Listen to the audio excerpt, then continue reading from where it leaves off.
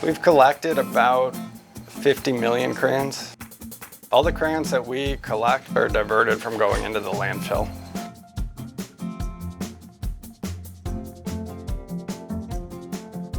We collect crayons from all over. We've gotten them as far away as Japan, Australia, but the bulk of it comes in from the States. Schools by far are the biggest collectors of crayons. Girl Scout troops, Boy Scout, doing Eagle Scout projects. Restaurants, which is where the whole idea started. When I was at dinner, we were discussing different projects and different ways to give back.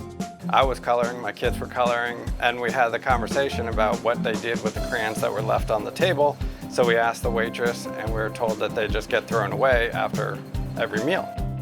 If we could collect all these crayons that are being thrown away, it's a free resource that we could reuse into something else. To date, we've given away about 560,000 packs of crayons.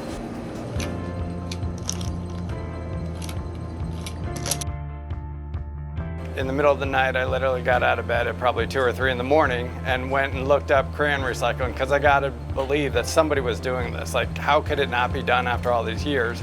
That's when the kind of concept came to me about how we could maybe melt these down and turn them into a new crayon and then shape it and do anything that we want to it.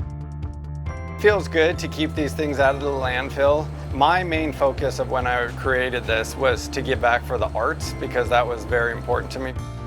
So I started researching how children's hospitals are getting their art supplies for their pediatric patients. These child life directors had to go out and find money so they could buy crayons. Our crayon's more than just a crayon. It's actually an escape for these kids. We talk about the freedom to express themselves. A lot of times these kids are very scared in the hospital, but it gives them a way to express or communicate what they're going through by drawing it and not verbalizing the situation that they're facing.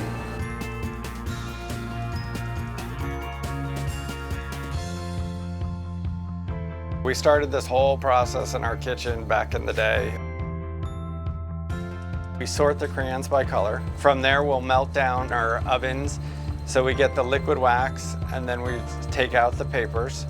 We pour them into the molds, and then we'll take all 8 colors that we've now made, collate them into new 8-pack boxes that we then ship to the children's hospitals. We rely solely on volunteers. We're working in small pods of 4 to 5 people. Up until March 2020, we were running about 400 to 600 volunteers a month through our facility. We hear stories about how kids keep their pack of crayons with them throughout their stay, but then they take it home with them because it's the one good memory that they have while they're in the hospital. And then I also receive notes from parents who unfortunately have lost their child, whatever they were battling, saying, "Thank you, this is the last time I saw my child smile." It's been pretty rewarding to hear these stories.